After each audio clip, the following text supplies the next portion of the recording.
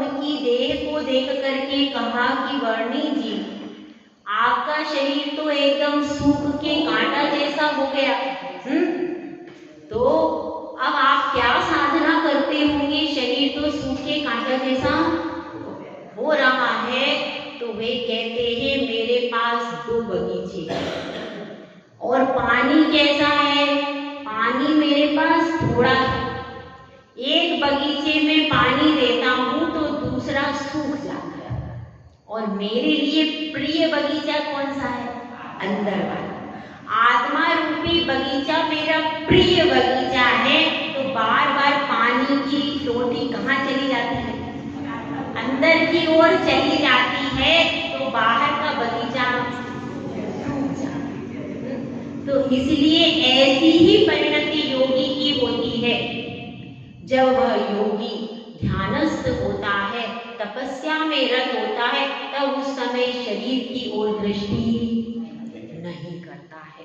तो यहाँ पर वह भव्य जीव गुरुदेव से पूछता है कि हे गुरुदेव, यह बताइए इस संसार में तो सभी संसारी जीव इस शरीर को ही पुष्ट करने में लगे हुए हैं।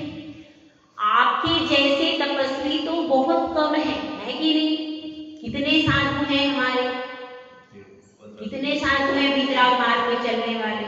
2000 ज्यादा से ज्यादा, इतने ही होंगे, इससे ज्यादा थोड़ी। और पूरे विश्व की जनसंख्या कितनी होगी? पूरे विश्व की जनसंख्या कितनी होगी भाई? बहुत ज्यादा। तो इस पूरे संसार में तो मिथ्यात्व और विषय और कषाय का ही पूरा मेला लगा हुआ है। हर चौराहे पर लगाए कि नहीं? यहाँ से मंदिर से बाहर ही निकलोगे और तुरंत चालू हो जाएगा। हर चौराहे पर है कि नहीं? चौराहे पर है, बड़े बड़े उनके स्पीकर बजते हैं, सब चीजें। आपके पास तो कोई प्रचार प्रसार है ही नहीं, कुछ भी नहीं है। जिसके हिसाब से वहां पर प्रचार प्रसार है वैसा अपना थोड़ी है, कुछ भी नहीं हमारा। तो इसकी अपेक्षा से बहुत ज्यादा प्रचार प्रसार तो उसी का हो रहा और उसी में व्यक्ति उलझता जा रहा है। तो वह गुरुदेव से कहता है कि ऐसा जीव जो कि कहाँ जा रहा है, ऐसा जीव जो संसार में सुख को मान रहा है, उसकी क्या गति बनती है, उसकी क्या स्थिति होती है, इसको मुझे बतलाइए। और गुरुदेव उसके प्रश्न का उत्तर देते। देखिए गाथा नंबर अपनी हो गई है 46।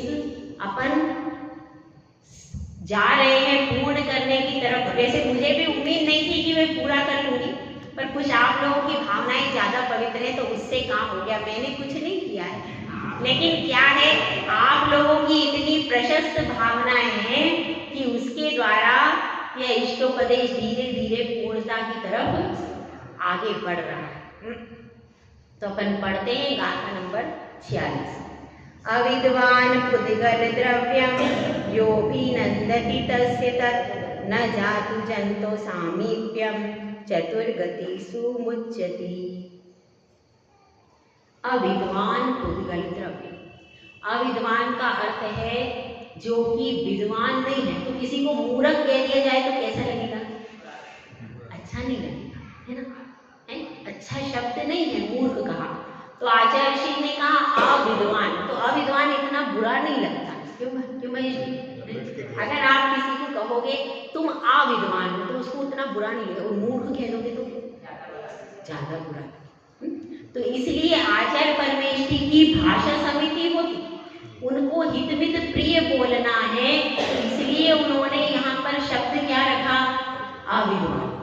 तो अविद्वान यदि किसी को कह देते वो कम पढ़ा लिखा है तो उसको इतना बुरा, तो उनकी भाषा समिति को संभालने के लिए उन्होंने कह दिया अविद्वान। जो विद्वान नहीं है उसके लिए कहा है, वो क्या करते हैं? पुद्गल द्रव्यम यो भी नंदति तस्य तत्, वह पुद्गल द्रव्य का अभिनंदन करता है। संसार में जितने भी लोग हैं केवल और केवल पुद्गल द्रव्य का अभिनंदन ही करते हैं, स्वागत ही करते हैं। ये तो आप बहुत थोड़े हो, बहुत थोड़ी मात्रा में आप लोग हो। और उसमें भी वीतरागी जैन समाज में भी और भी कम लोग हैं जो कि मंदिर आते हैं। खंडवा में कितनी होगी जैन समाज टोटल मिला के, कितनी होगी?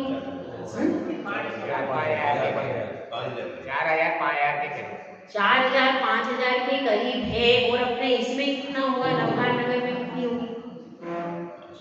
नवकार नगर में कितनी होगी? करीब करीब 1,000, 500 300 के आसपास है। तो 300 के आसपास भी है, तो उसमें से कितने मंदिर में जा रहे हैं? कितने? 40-50 ही है बस। और अब 20-25 रोज रेगुलर वाले तो 20-25 ही है, इसके अलावा नहीं। तो इसी तरह से अपन समझेंगे यहाँ पर कि जितने भी हैं उनमें भी जैन समाज के होने के बाद भी वे तो संसार के कार्यों में ही इतनी गहराई से लगे हुए हैं कि वो पुद्गल द्रव्य का ही अभिनंदन करें। पुद्गल द्रव्य में क्या क्या आ जाएगा? सब कुछ बचेगा ही नहीं। घर है, धन है, स्त्री, पुत्र, पति है, और यह शरीर भी है। पुद्गल की तो सारी चीजें, आत्मा तो अचेतन, आत्मा तो चेतन है, अलग है वो। लेकिन अचेतन सारी चीजों में तो बहुत सारी चीजें हैं, उन चीजों की कोई संख्या ही नहीं है। तो वो सारी पुद्गल चीजें हैं। तो यह संसारी जीव उन्हीं का आदर करता है, उन्हीं का सम्मान करता है, और उन्हीं को संभालने में रात दिन लगा रहता है कि नहीं? लगा रहता है। धन को संभालने में कितनी मेहनत लगती है। बैंक में जमा करो, फिर वहां पर पासबुक लो, फिर उसको एटीएम कार्ड बनवाओ, और कितने कितने तरीके से उसको आप सहेज कर रखते हो कि नहीं? रखते हो। उसके लिए जेवर हो तो जेवर को कितना सहेज के रखते हो, संभाल संभाल करके लॉकर में। पहले तो महिलाएं पहन लेती थी, पहले तो पहन लेती थी तो आधी टेंशन इतनी नहीं होती थी, लेकिन अब तो लॉकर में ही पड़ा रहता है वो। तो एक लॉकर उसके लिए स्पेशल रहता है, बैंक के लॉकर में जेवर रहेगा, उसको संभालो। मकान है तो मकान में भी देखो कहीं पर भी धूल हो रही है तो उसको पूरे मकान को झाड़ने पोंछने में ही जिंदगी निकल जाती है आपकी, क्योंकि मकान तो बना लिया, रहने वाला वो है ही नहीं। मकान तो बड़ा बनाया बिमला जी है, रहने वाला कोई नहीं है। रहने वाला कोई विदेश में चला गया, कोई बम्बई चला गया, कोई पूना चला गया, कोई बेंगलोर चला गया। बड़े बड़े हवेले बन गए हो, और उनकी साफ सफाई करो, और उनकी साफ सफाई में पूरा दिन स्वाहा हो रहा है कि नहीं? हो तो रहा है। तो अब उनकी साफ सफाई सेवा टहल में ही पूरा दिन चला जाता है। तो ये सब आप अभिनंदन 23 घंटे किसका करते हो? पुद्गल द्रव्य का ही 23 घंटे तक तो उसी का अभिनंदन, उसी का आदर हो रहा है। आत्मा का आदर कहाँ हो रहा है? जब भगवान के पास आते हो तब कोई बिरला जीव परमात्मा को देख करके अपनी आत्मा की याद करता है। सब जीव करते हैं क्या? बिरला जीव होता है जो आत्मा को देख करके मैं भी ऐसा न्याय स्वभावी आत्मा हूँ, ऐसी प्रतीति उसको अंदर से हो जाती। सबको नहीं हो जाती, बिरले जीवों को ऐसी प्रतीति अनुभव हो जाती। तो यहाँ पर यही बता रहे हैं, वह जो जीव अविद्वान है, जो कि अज्ञानी है, उस जीवी की क्या स्थिति है? न जातु जंतो सामीप्योम चतुर्गतिषु मुच्यते। वह कभी भी क्या होता है? कभी भी चतुर्गति से छूटता, चतुर्गति में ही परिभ्रमण को हमेशा करता ही रहता है। वह कभी भी मोक्ष के निकट नहीं जाता। किसके निकट रहता है? हमेशा वो संसार के ही निकट रहता है, मोक्ष के निकट कभी भी नहीं जाता है। तो अब यहाँ पर कह रहे हैं, अब वह गुरुदेव से प्रश्न करता है कि हे गुरुदेव, अब आपने यह बताया कि ये संसारी जीव की कैसी दशा है। यह संसारी जीव की महादशा है। तो अब यह बताइए कि अपने स्वरूप की निष्ठता का अर्थ क्या है। कोई योगी, क्योंकि अब उसका रुझान किसकी तरफ हो गया? अब वह यह सोच रहा है कि मुनिराज क्या करते होंगे। कभी आपको भी लगता है क्या कि क्या करते होंगे जंगल में? जंगल में अकेले मुनिराज क्या करते होंगे? कैसी उनकी अनुभूतियां होती होंगी, कैसे वो अंदर अंदर उतरते जाते होंगे और कैसे वो मोक्ष को प्राप्त कर लेते होंगे। वे उन साधु महात्मा की मन की स्थिति, आत्मा के प्रति परिणति कैसी होती हो। तो इसी परिणति को वह पूछने का प्रयास कर रहा है कि कैसी उनकी अनुभूतियां होती हो। देखिए, आत्मानुष्ठान निष्ठस्य व्यवहार बहिस्थिते जायते परमानंद कश्चिद् योगेन योगिनः। इसमें बता रहे हैं कि जो साधु आत्मा के अनुष्ठान में निष्ठ है, मतलब उसमें लगा हुआ है, वह तो प्राप्त कर लेगा, लेकिन जो आत्मा के अनुष्ठान में लगा हुआ नहीं है, व्यवहार परिस्थिति, व्यवहार में ही लगा हुआ है, उसकी क्या स्थिति होती है? जायते परमानंदः कश्चिद् योगेन योगिनः। इसमें यही बता रहे हैं कि जो व्यवहार चारित्र में लगा हुआ है उसके कभी भी कैसी स्थिति नहीं होती, उसको कभी भी परमानंद की प्राप्ति नहीं होती। किसको होती है? उसको परमानंद की प्राप्ति होती है जो आत्मा के अनुष्ठान में लगा रहता है, प्रति समय जो सचेत रहता है, आत्मा के प्रति जागृत रहता है। और कश्चिद् योगेन योगिनः, कोई ना कोई योग से उसको कार्य करना पड़ता है, मतलब मन वचन काय की क्रिया को क्या कहते हैं? योग।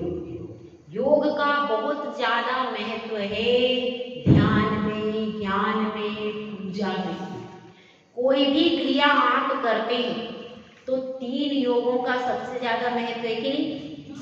6 डाला में भी आया है, नमः त्रियोग संहारिके। 3 योगों को संहार के मैं नमस्कार करूं। नमस्कार कितने प्रकार का होता है? हाँ भाई, चलो क्वेश्चन पूछ लो। नमस्कार कितने प्रकार का होता है भैया? 5 प्रकार। हाँ, इधर से बताइए, महिलाएं पीछे से। मधुबाला जी, 2 प्रकार। हाँ, आप क्या बता रहे थे? पंचांग और अष्टांग, और इन्होंने द्रव्य और भाव बताया। ठीक है, और कोई आंसर इधर से? देखिए, नमस्कार 2 प्रकार का होता है, द्रव्य नमस्कार और भाव नमस्कार। और इसमें द्रव्य नमस्कार के 2 भेद हैं, पंचांग और अष्टांग। और भाव नमस्कार में क्या आएगा? जो आपके मन से अंतरंग के भावों के द्वारा जो आपने नमस्कार किया है वह भाव नमस्कार, उसमें द्रव्य शामिल है। भाव, जैसे भावलिंग में द्रवलिंग शामिल है कि अलग है? इसी तरह से भाव पूजा में भी द्रव्य पूजा, यदि आप यहाँ पर करें, पूरी पूजा कब मानी जाती है?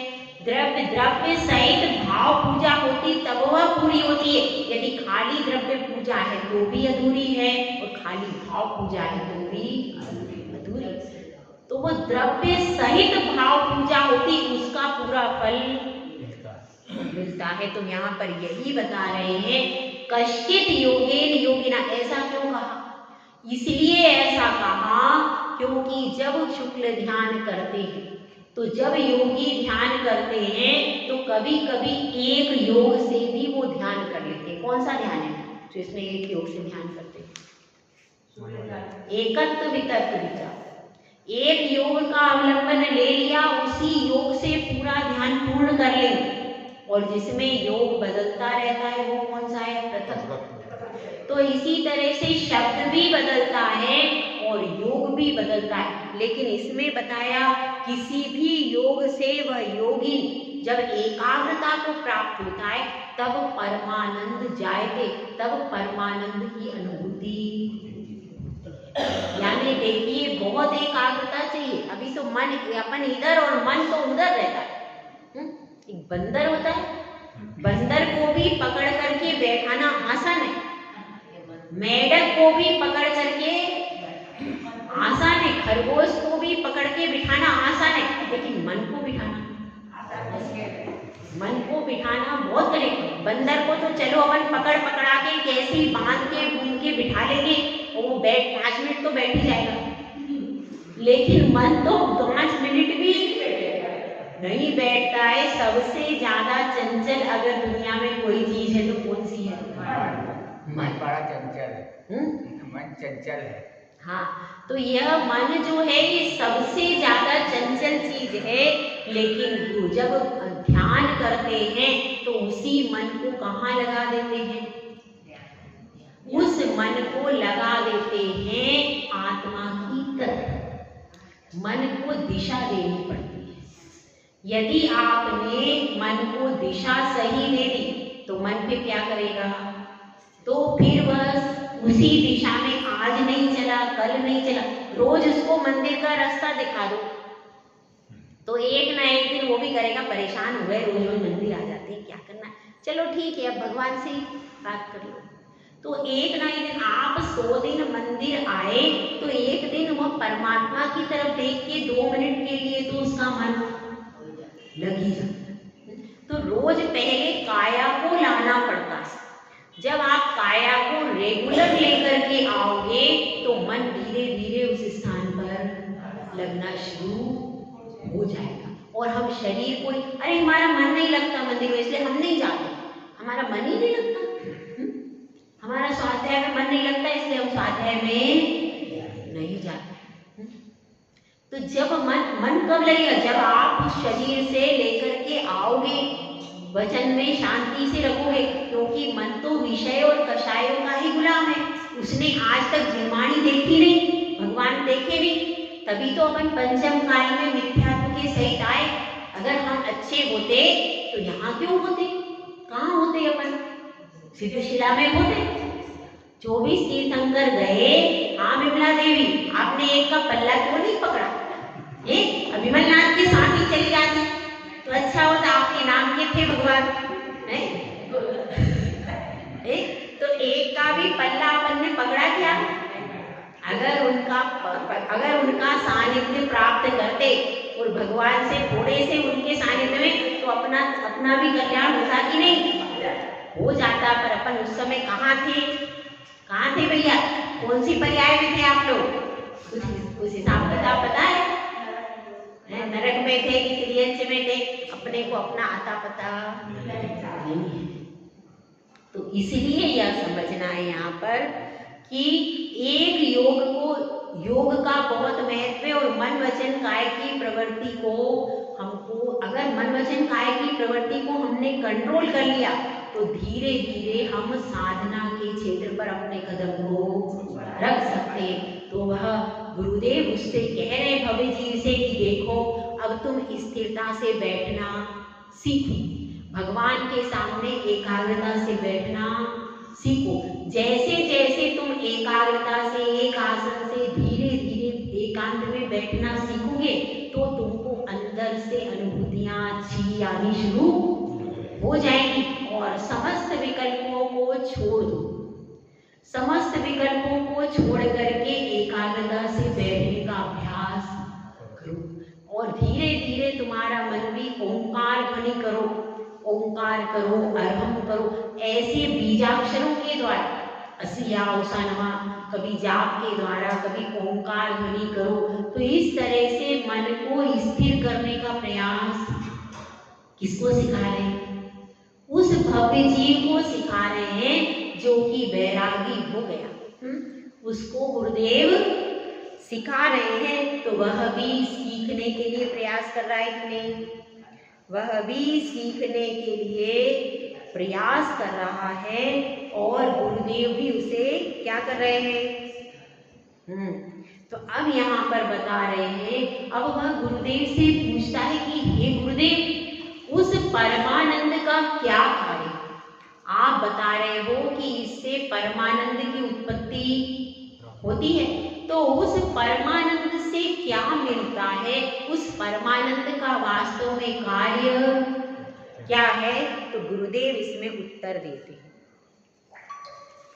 आनंदो निर्दहत्युद्धं कर्मे धनामनारतं न चासो खिद्यते योगी बहिर्दुःखेषु चेतनः। इसमें बता रहे हैं कि वह जब आनंद बढ़ता है, जब आनंद बढ़ता है तो फिर कर्मों के प्रति क्या हो जाता है? कर्मे धनानारतम्, और फिर वह कर्म रूपी ईंधन कैसा होने लगता है? यह तो हीन होने लगता है, जलने लगता है, नष्ट होने लगता है। और फिर वह जो योगी है वह अपने आनंद में निमग्न हो रहा। युद्ध किससे चल रहा है? युद्ध चल रहा कर्मों से। कर्मों से युद्ध चलने के बाद भी उसको आनंद कहाँ आ रहा है? उसकी दृष्टि कर्मों से युद्ध के ऊपर नहीं, हो तो अपने आप हो रहा है, अपने आप हो रहा है कर्मों का युद्ध। क्यों?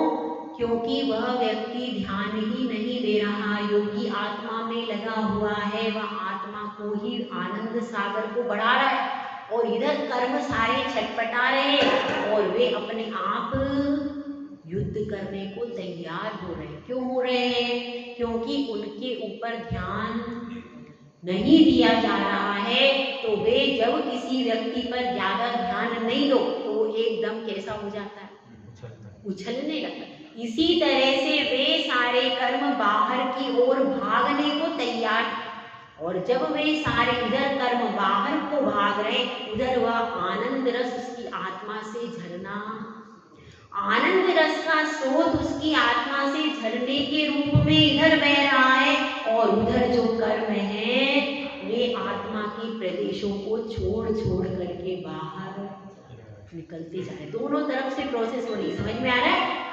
दोनों तरफ से प्रोसेस चल रही है।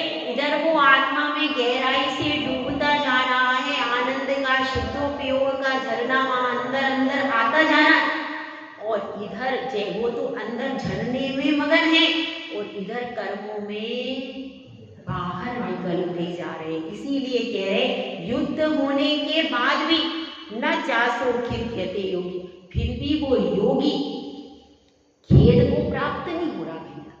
क्योंकि अगर कोई रण क्षेत्र में युद्ध करता है तो उसको खेद होता है कि नहीं? होता है। अगर कोई देश युद्ध करने के लिए आए, हमारे भारत के सैनिक युद्ध करने के लिए जाए, तो भारत के सैनिक थकेंगे कि नहीं? थकेंगे। तो उस युद्ध में तो, बाहर के युद्ध में तो सैनिक थकते हैं, लेकिन ये जो आत्मा का आनंद का सागर इतना बड़ा है कि जब उसमें अवगाहन कर रहा है, उस झरने में अवगाहन कर रहा है, और आत्मा की पवित्रता में इतना वह लीन है कि उससे खेद नहीं हो रहा। कर्म जा रहे हैं, निकल रहे, लेकिन वो तो स्वभाव मेरा थे ही नहीं, तो उसके निकलने से उसको कोई खेद नहीं हो रहा। खेद कब होता है? खेद तब होता है जो अपनी वस्तु छूट जाए। जो वस्तु अपनी है ही नहीं, वो अगर जा रही है तो खेद कैसा? तो इसलिए वह योगी बिल्कुल निष्प्रय होकर के बैठा है, अपनी आत्मा के आनंद में डूबा हुआ है, इतना डूबा हुआ है, डूबता जा रहा है, डूबता जा रहा है, और कर्म छोड़ छोड़ करके जाते जा रहे। तो इसलिए उसको खेद नहीं हो रहा। खेद कब होता है? जब हम ऐसी वस्तु को अपना बनाने का प्रयास करें जो आपकी नहीं है। पर वस्तु को यदि अपना जब जब बनाने की कोशिश करोगे आपको खेद हुआ। इतने दिन से अपन घर को संभालने की कोशिश करते हैं, पूरे घर की सफाई करते हैं, क्या हो जाता है? थकान हो जाती है। घर में किसी का काम करते हैं, थकान, क्योंकि आपका स्वभाव ये सब बेगारी करने का, मजदूरी आपका स्वभाव नहीं है भैया। आप तो शुद्ध जीव द्रव्य, ये सब आप क्या कर रहे? बेगार कर रहे, मजदूरी का काम कर रहे। आप वो राजा, वो काम क्या कर रहे हो? मजदूरों का काम आप लोग कर रहे हो, वो सब राजा। अगर राजा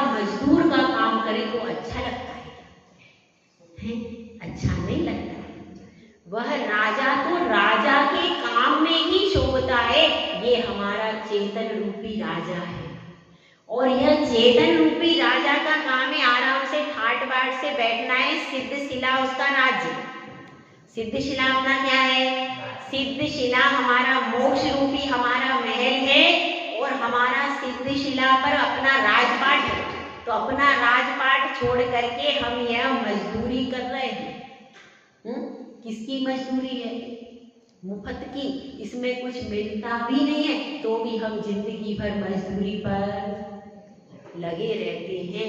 तो इस मजदूरी से थकान होती है कि नहीं होती है, लेकिन उसमें मजदूरी नहीं है, वह तो स्वभाव है।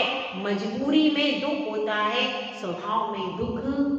इसीलिए वह योगी आनंद की लहरें अंदर अंदर उठती जाती है और वह युद्ध कर रहा है, लेकिन युद्ध करते हुए भी वह आनंद में इतना निमग्न है कि उसको खेद। अगर आपके घर से आपका कोई व्यक्ति निकल के जाए तो आपको खेद होता है कि नहीं होता? होता है, होता है। आपके साथ में आपकी माँ या पिता कितने साल रहे होंगे? मतलब 20-25 साल तो रहते नहीं। लड़कों की बात करें, लड़कियों की करो। कोई बेटा है वो आपके साथ में 50 साल रहे, आपके माता पिता, फिर वे माता पिता घर छोड़कर जाते हैं तो खेद तो होता है। अगर कोई अच्छा बच्चा होगा, बच्चा अच्छा होगा तो उसको तो अपने माता पिता के जाने से घर छोड़कर जा रहे हैं तो खेद तो होगा। लेकिन ये भी कर्म अनादि काल से हमारी आत्मा में थे, लेकिन अब छोड़ के जा रहे हैं तो वह जीव उनसे ममत्व परिणाम नहीं कर रहा है। क्यों? क्योंकि ये तो मेरे शत्रु हैं, यह मेरे साथी नहीं है। और मेरा साथी मेरे साथ है, मेरा चेतन रूपी राजा, मेरा आत्मा मेरे साथ है और उसी में मैं आनंद का अनुभव कर रहा हूं। तो ऐसी आनंद की अनुभूति किसको हो रही है? योगी को, साधु को इस आनंद की अनुभूति हो रही है। न जाने कब वह दिन आएगा जो अपन इस परिणति को प्राप्त करेंगे। कब दिन आएगा? कब आएगा? कब वह दिन आए जब मैं पिच्छी कमंडल लेकर के निकल जाऊं, वह घड़ी कब आए? हाथ में पिच्छी कमंडल, ध्यान आत्म राम का, चल पड़ूं मैं मोक्ष पद में, वह घड़ी जब आप चाहोगे तब वह आ जाएगी। क्या? जब आप पुरुषार्थ करोगे तब वह घड़ी आ जाएगी। आपके लिए उस घड़ी का इंतजार नहीं करना है, आपको तो सिर्फ पुरुषार्थ। तो वह भव्य जीव एकदम उत्साहित हो या इतना आनंद, कालिक युद्ध को करते हुए भी खेद नहीं होता। अरे यह आत्मा में से ऐसा झरना, मैं तो बहुत प्यासा था। आप लोग प्यासे हो कि नहीं? आप लोग प्यासे हो तो बहुत प्यासा हो रहा है, उसको लगा कब मैं मुनि बनूं, कब मैं अपनी आत्मा के अंदर से शुद्धोपयोग का झरना कब मेरे अंदर झर झर झर झर बहेगा, कब वो दिन आएगा। उसके मन में लग रहा है कि मैं भी अब गुरु जैसा बन जाऊं और प्रभु जैसा बन जाऊं। जो दिगंबर गुरु जैसा बनता है वही एक दिन प्रभु जैसा भी बन जाता है। गुरु बने बिना कोई भी प्रभु आज तक बना नहीं है। साधु परमेष्टि से ही व्यक्ति अनंत परमेष्टि बनता है। बिना कोई साधु परमेष्टि बने अनंत बनता है क्या? तो इसलिए यहाँ पर वह बड़ा प्रसन्न है और कह रहा है मैं अपना मार्ग अब नहीं छोड़ूंगा। अब इतने में फोन आ रहा था, फोन आ जाता है, बहू कह रही है हम आ गए हैं धर्मशाला में, आप कहाँ हो? क्या कह रही बहू? हम धर्मशाला में आ गए हैं, आप कहाँ पर हो? और वह तुरंत बटन बंद कर देता है। अब क्या होता है इसको अपन कल सुबह देखेंगे। जय बोला जय सुंदर सा दीदी का प्रवचन होगा।